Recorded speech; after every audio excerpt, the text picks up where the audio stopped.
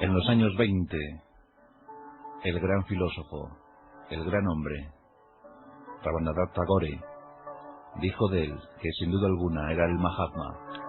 Mahatma era un título solamente otorgado a los grandes, a los notables, a los espirituales. Mahatma significa alma grande. Y efectivamente, Gandhi se había convertido en el padre espiritual de la India, el padre de la independencia india. Por eso merecía más que nadie llevar ese título, Mahatma Gandhi, el alma grande de la India.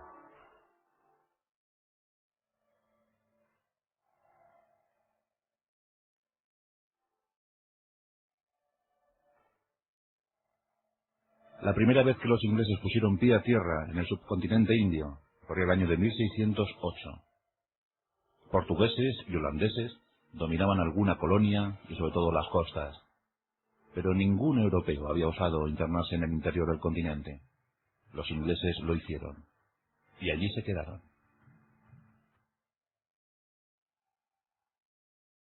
Y con ellos llegó el comercio, con ellos llegó la industria, y con ellos también llegó la desesperación y la hambruna para buena parte de la población india. Los blancos no se mezclaban. Los blancos trajeron sin querer o queriendo otro sistema de castas que se sumaba al ya imperante en aquel territorio, tan lejano y tan cercano a la vez. En la India predominaba el sistema de castas, y nuestro protagonista nació en una de esas castas. Era el 2 de octubre de 1869.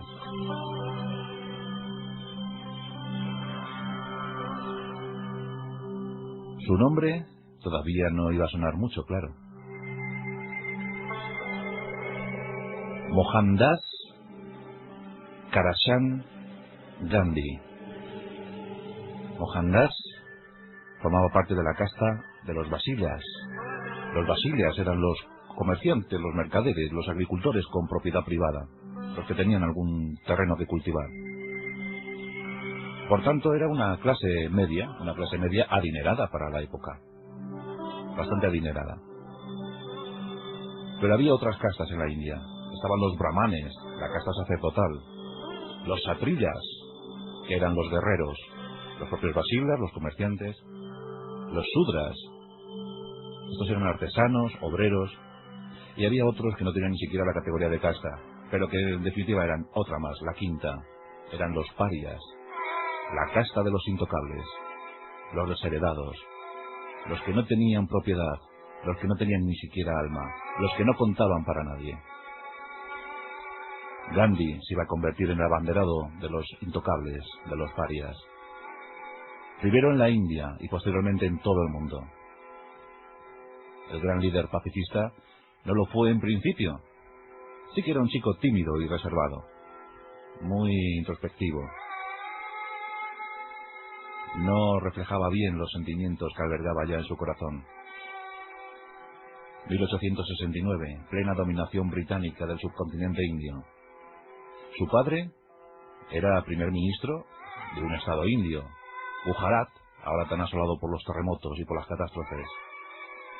Sí que es cierto que habían sido comerciantes en origen, pero ya llevaban 2 generaciones dedicados a la política. Y eso permitió que el padre de Gandhi pudiera enviarle a la metrópoli, a Londres, a estudiar la carrera de abogacía. Iba a ser abogado, como tantos jóvenes que luego regresaron a su país para el impulso definitivo hacia la independencia. Fueron los abogados los que tuvieron algo que decir en ese impulso. Una historia curiosa. Como pasaba en aquel país, como era tradicional, Gandhi, a los 13 años, ya se había casado 4 veces, 2 de ellas sin su conocimiento previo. Pero a los 13 se casó, ya de forma definitiva, con una joven hermosa de su misma edad, y con ella tuvo 4 hijos.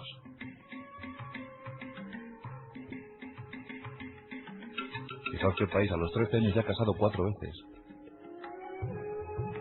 1888. Mohandas viaja a Londres. Se va a convertir en abogado. Viste como los ingleses. Disfruta de la vida como los ingleses. Toma el té como los ingleses. Y frecuenta universidades, bibliotecas, círculos intelectuales. Se relaciona con la alta sociedad. Su posición económica en la India se lo permitía.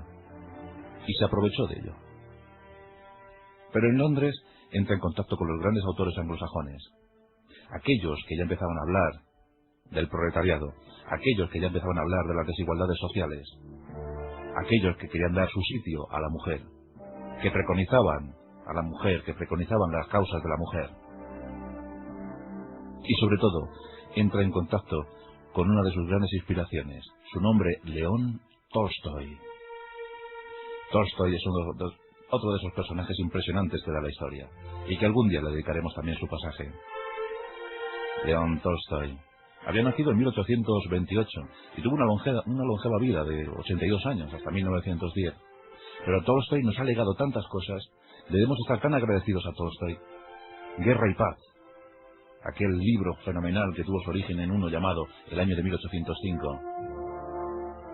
Tolstoy, su Guerra y Paz ambientada en la conquista napoleónica, cuando la Grande Armée irrumpía en Rusia en 1812. Guerra y Paz, reflejaba todo aquel ambiente. Mejor ya no se puede escribir. León Tolstoy también hizo Ana Karenina, o algunos libros que a mí me parecen fascinantes como Los Cosacos. León Tolstoy participó como oficial en la Guerra de Crimea, y allí empezó a escribir no sobre los oficiales, no sobre la aristocracia del campo de batalla, no. Escribió sobre la heroicidad de los soldados rusos, de su comportamiento. Él era oficial, pero escribió sobre sus soldados, y eso provocó cierto malestar. Tolstoy había escrito obras impresionantes, y Gandhi se fija en Tolstoy, y quiere seguir su ejemplo, y empieza a pensar que hay otra forma de vida, y que sin duda alguna su misión y la de otros es buscar esa otra forma de vida, cambiar la sociedad imperante. Y en ese empeño se embarca Gandhi. Hasta entonces, Mohandas Karachand Gandhi. Entre 1888 y 1891 realiza sus estudios como abogado y consigue el título. 1891 es el año donde Gandhi regresa a la India. Durante 2 años trabaja como abogado. Y ese trabajo no faltaba, desde luego. Había muchas causas que defender. Entre 1891 y 1893. Pero en el otoño de 1893 ocurre un hecho que marcaría la vida de Gandhi. Y la culpa la tuvo un comerciante indio que trabajaba en Sudáfrica. Andaba en litigios con las autoridades británicas y quería defender su causa. La empresa que tenía su sede en la India envía a Gandhi para que represente a su comerciante, para que represente la delegación de esa empresa en Sudáfrica. Y Gandhi viaja con la intención de permanecer tan solo una semana en ese país también de dominio británico. Así que en otoño de 1893, el joven Gandhi de 24 años se embarca rumbo a Sudáfrica. Iba para una semana, pero permanecería en Sudáfrica 21 años. En principio iba vestido como un inglesito cualquiera, y allí no iba a estar nada más que el tiempo que le exigiera su trabajo. Pero hay cosas que empiezan a impresionarle, y es la precaria situación por la que estaban atravesando los obreros hindúes y los negros. Los británicos ejercían su poder, sometían a aquel territorio una presión salvaje. La extracción de materia prima dominaba sobre otras cuestiones, y los indios y negros eran tratados como escoria. Un apartheid latente y oscuro. Hay un hecho que marca la vida según él mismo confesó posteriormente. Había reservado un billete de tren. Ese billete era de primera clase. Iba a viajar en primera clase como él estaba acostumbrado. Pero cuando sube al tren y se sienta en esa primera clase, llegan 2 policías británicos y le levantan con desaire de ese sitio. Le combinan a retirarse hacia la tercera clase, donde iban los indios y los negros. Gandhi no entiende aquello. Nunca ha tenido que soportar una situación tan humillante. ¿Por qué lo hacían con él? Se niega a ir a la tercera clase. Y los policías le meten en un vagón desprovisto de calefacción donde pasa muchísimo frío, pero eso sí, tiene mucho tiempo, muchas horas para pensar en lo que ha ocurrido. Los desfavorecidos, los humillados, los despojados, los sin clase, los sin techo. Gandhi confesaría años más tarde que ese episodio fue el que le impulsó definitivamente a luchar por lo que luchó. Iba para una semana y ya estaba un mes, permaneció un mes en Sudáfrica, y empezó a defender los derechos de los indios. Y empezó a estar a su lado. Era abogado, manejaba las leyes. Empezó a conseguir cosas. Los británicos ya le veían con cierta incomodidad. Lo estaba consiguiendo. Y así iba pasando una semana tras otra, un mes tras otro. Gandhi siempre tuvo varias obsesiones, pero sobre todo tres. Una, la independencia de la India. Otra, la eliminación de las castas en la India. Otra causa puede ser la igualdad de la mujer. Pero otra era la religión, le preocupaba la religión. Y en un momento de muchas dudas, llega a pensar incluso en abrazar la religión cristiana, la religión católica. Llegó a pensar eso Gandhi. Empieza a leer la Biblia, también inspirado por Tolstoy. Tolstoy tenía, su libro de cabecera era la Biblia, sin duda alguna. Ya os contaremos la historia de Tolstoy porque es apasionante. Pero después de haber leído la Biblia hasta la saciedad, quiere ir a una iglesia, quiere aprender, quiere saber algo más acerca de esa religión que al parecer no tiene castas. Pero vuelve a ocurrir. Antes de entrar en la iglesia, los responsables de la misma le sugieren de forma muy sutil que no entre en esa iglesia que era para blancos. Hay otras iglesias, y en esas iglesias pues atiende a los negros. Es mejor que vaya a una iglesia para negros. Gandhi aquí entiende que también hay castas en la religión, y también hay castas en la religión cristiana. Se fue muy desconsolado. Era una oportunidad para que hubiese impulsado la religión cristiana en la India, y se perdió, por culpa de la élite, por culpa del elitismo de siempre. Todo esto sucedía en Sudáfrica. Las autoridades británicas estaban muy desconsoladas con él, estaban pues, ciertamente pensando que en qué momento habrá llegado este abogaducho para ponernos al aire todas nuestras vergüenzas. Llegó la guerra de los Boer, un conflicto sangriento que vio, para desgracia de la humanidad, cómo nacían unos campos terribles, los campos de concentración. Los primeros campos de concentración de los que tenemos constancia en el mundo surgieron en Sudáfrica, surgieron en la guerra de los Boer. El conflicto se prolongaría durante algunos años, entre 1899 y 1902. Y Gandhi participa de forma muy activa. Se pone al frente de una sección de la Cruz Roja. También organiza una sección de camilleros, un grupo de ambulancias. Participa, ayuda, a un lado, a otro, siempre pendiente de sus semejantes. Llega a crear una comuna, una colectividad a la que puso de nombre, claro está, Tolstoy. La comuna Tolstoy. Ahí ya empezó a pensar que todo debía ser repartido, que todas las riquezas debían ser repartidas entre los más desfavorecidos, entre los más pobres. En 1905 llega la chispa adecuada para un arranque espectacular. Satyagraha, el abrigo de la fuerza de la verdad. El Satyagraha, el motor, inspirador e impulsor para Gandhi durante toda su vida. Fue allí, en Sudáfrica, fue allí, en el 1905. La guerra mundial está a punto de estallar. En 1914, Gandhi regresa a la India. Habían pasado 21 años. Después esas experiencias las vimos reflejadas en su libro Satyagraha en Sudáfrica y en sus autobiografías.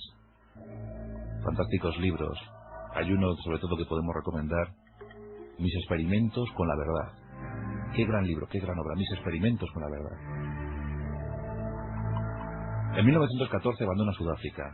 Cuenta la historia que un viejo general Boer dijo: el Santón se va, se aleja de nuestras costas. Ojalá no vuelva nunca más. No volvería nunca más, efectivamente. Y llegó a la India. Y en la India pensó que la Constitución británica no estaba mal y que, por tanto, la India debería apoyar de forma definitiva a los británicos en esa Primera Guerra Mundial. Eso le supuso 3 medallas, 3 condecoraciones entregadas por el gobierno británico. Pero había cosas que no se podían consentir, y es las terribles hambrunas a las que estaba siendo sometida la población india.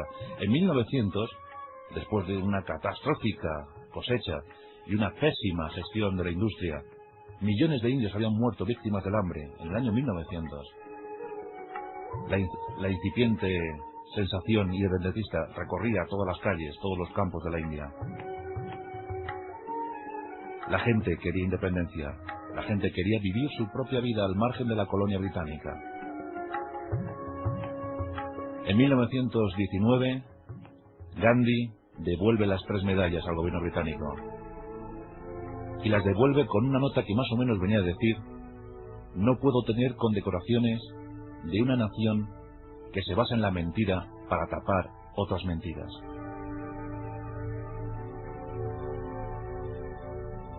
Llega la famosa ley Redwall, que trataba la traición, el terrorismo de una forma muy dura, muy tajante. Los indios saltan a la calle, están indignados, se sienten reprimidos, se sienten represaliados. Por primera vez, musulmanes e hindúes desfilan juntos, reivindicando sus derechos, exigiendo soluciones. Por primera vez, y casi por última. Los británicos reprimen aquellas revueltas con extrema dureza. En una manifestación en el año 1919, 20.000 manifestantes se situaron frente al ejército británico. Los británicos respondieron con fuego. Masacraron a 400 personas, 400 muertos y más de 1.000 heridos. Fue un hecho terrible. Gandhi estaba desolado. Pensaba que su mensaje, su idea, no estaba llegando. Los hindúes sí le seguían en principio, pero no del todo. Siempre había extremistas, siempre había grupos violentos, y él no quería la violencia. Él estaba también acuñando un término: ahimsa, sin daño, sin violencia. Movimientos pacíficos sin violencia. Poniendo en evidencia a los agresivos, a los violentos. Con la fuerza de la razón, simplemente con eso. El ayuno voluntario. El ayuno, si es necesario, hasta la muerte, hasta el fin. Comienzan los famosos ayunos de Gandhi, y conoce a Tagore, y le empieza a llamar Mahatma. Y es apresado una y otra vez. En total, a lo largo de la vida de Gandhi, pues sufrió tantos internamientos que en consecuencia dio como 7 años de cárcel. 7 años de su vida se los pasó en la cárcel. Siempre meditando, siempre en ayuno, siempre escribiendo, y cada vez con más y más número de seguidores. En 1922 es apresado y condenado a 6 años de cárcel. Cuando le declaró la sentencia, él orgulloso dijo que era un honor para él ir a la cárcel por defender las ideas que él siempre quiso defender. Y fue a la cárcel, voluntariamente, sin violencia.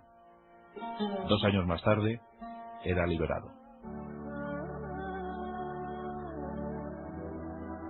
En 1924 se le nombra presidente del Partido del Congreso de la India, puesto que ostentaría durante 10 años.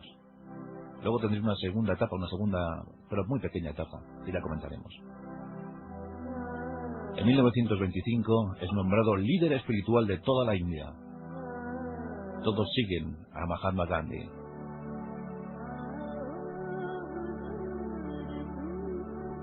En 1930 llegaría uno de los hechos más emotivos y más ilusionantes de todo el periplo Gandhi. 1930. Los británicos mantenían un férreo control sobre los impuestos de la sal. Todo lo que tuviera que ver con la sal pasaba necesariamente por manos británicas. Se impedía a la población india que tuviera sus comercios, que tuviera sus relaciones comerciales con la sal. Hasta los propios viandantes, los propios usuarios de la calle, los del día a día, tenían limitado ese acceso. Pues aquí ocurre un hecho sorprendente, uno de esos hechos milagrosos. El Mahatma Gandhi, con 61 años y con el aspecto típico que ya conocemos, inicia un peregrinaje. Comienza, sin decir nada, a andar. Anda solo.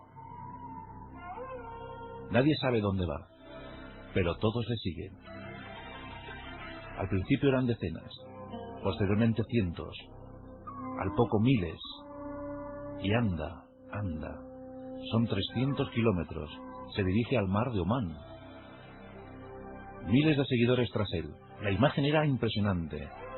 Cuentan que cuando se veía aquella imagen, los ojos ciertamente se nublaban por la emoción. Pero Gandhi seguía andando, lenta pero inexorablemente, y llegó al mar de Omán. Y cuando llegó allí, y todos esperaban de él, un discurso, una proclama, un mensaje de aliento, no hizo nada de eso. Simplemente se acercó al mar. Se acercó al mar y cogió un puñado de sal. Mostró el puñado de sal a todos. No hizo nada más. ¿Y los demás qué hicieron? Lo mismo. Todo un símbolo, sin violencia, sin ataques, sin traiciones. Todos cogieron la sal. Y el mundo entendió. Por supuesto, Gandhi fue arrestado. Y con él 60.000 seguidores. 60.000 personas fueron arrestadas después de aquel incidente.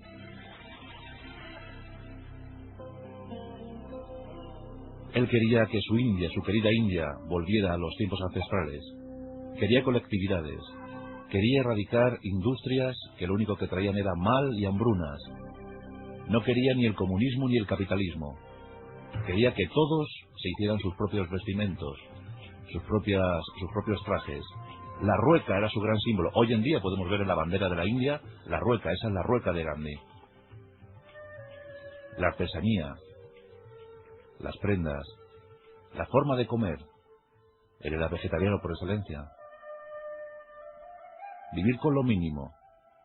Decía que era un deshonor tener trabajo y poder comer todos los días sabiendo que el de al lado ni tenía trabajo ni podía comer.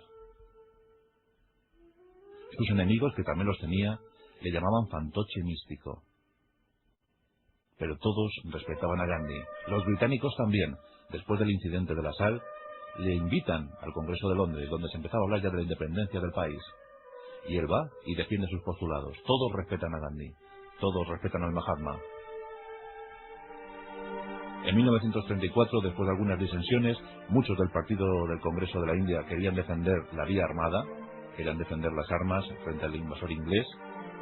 Él se va y Nehru asume el poder. Nehru, otro de los grandes padres de la India. Y él vive pues de la manera más austera posible, rodeado siempre por sus fieles incondicionales, pero vuelve a los poblados, vuelve a recorrer los caminos. La gente le aclama, se arrodilla ante él. Es un hecho impresionante, es un movimiento de masas como pocas veces se ha visto en el mundo. La guerra, la Segunda Guerra Mundial, está a punto de estallar. Y vuelven a reclamar a Gandhi. Vuelven a decirle que se ponga al frente del partido. Y lo hace entre el año 1940 y 41. Pero la gente quería otras opciones. Unos apostaban por la vía pacífica, por la Shinsa, por la fuerza de la razón. Sin daño. Hagamos esto sin daño. Otros querían la guerra.